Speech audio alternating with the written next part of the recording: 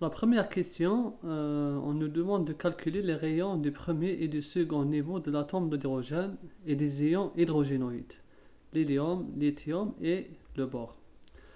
Là, le rayon du premier et du second niveau, c'est-à-dire là, le niveau, on parle de l'orbite. Là, on parle d'orbite.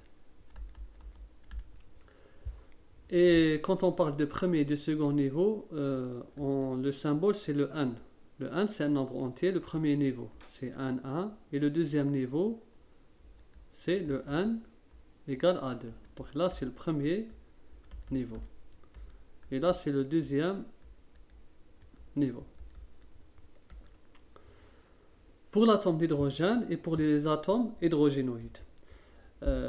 Hydrogénoïdes, c'est-à-dire que c'est des atomes polyélectroniques, mais ils se comportent comme l'hydrogène. Pourquoi? Parce qu'ils sont en état ionique. Ils ont perdu des électrons, ils n'ont qu'un seul électron.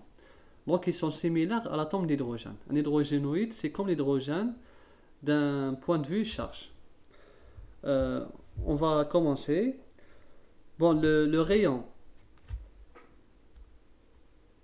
pour 1, d'accord? Le rayon des premiers niveaux ou bien des deuxièmes s'écrit en fonction de 1 et est égal à 1 au carré sur le numéro atomique fois le rayon de bord. Voilà le rayon d'un niveau de l'orbite. Là, c'est le rayon de l'orbite. Et le rayon bon, là, ce qui change, bon, le A0, c'est une constante. C'est le rayon de bord qui est égal à 0,529 angstrom. On peut convertir ça en mètres, mais on va laisser en angstrom, car c'est très faible.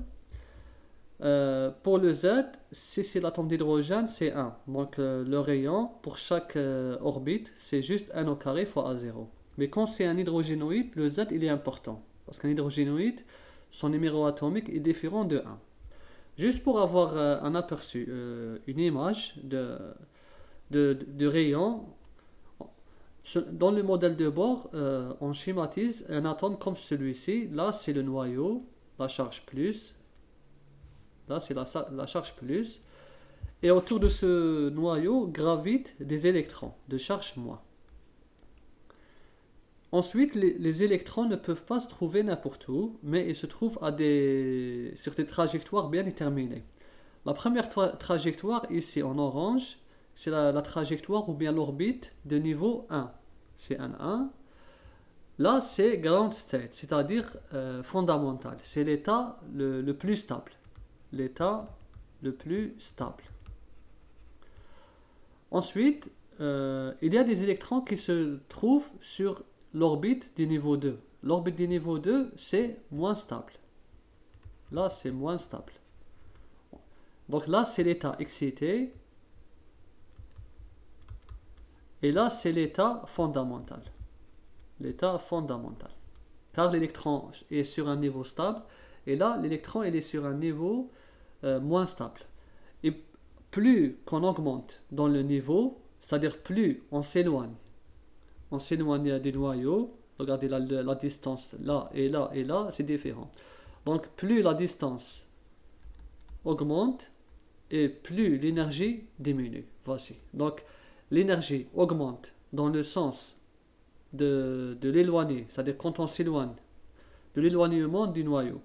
Plus on s'éloigne du noyau, plus l'énergie devient faible, diminue, et plus on s'approche des noyaux, plutôt l'énergie augmente, et plus on s'approche des noyaux, l'énergie diminue. Donc les électrons qui sont proches des noyaux sont très stables, et les électrons qui sont loin des noyaux sont moins stables. Voilà le modèle selon Bohr. Et bien sûr, là, le niveau infini, très très loin, d'accord, quand le 1 tend vers infini, là on dit libre, c'est un électron libre. Un électron libre, c'est-à-dire il n'est pas soumis aux forces d'attraction noyau-électron, aux forces d'attraction électrostatiques. Voilà, on revient. Donc voilà, là c'était juste pour le modèle. Donc on va le 1, plus le 1 augmente, plus le rayon augmente. C'est normal, parce que le rayon dans ce cas c'est quoi? Voici le rayon, c'est ça le rayon. Là, c'est le rayon 1. Là, c'est le rayon 2. Le rayon de ces orbites. Le rayon 3. Bien sûr, là, c'est pas complet, mais on peut imaginer comme ça le noyau. Et voici les orbites. C'est ça les orbites. Une orbite, deux orbites, trois orbites, d'accord.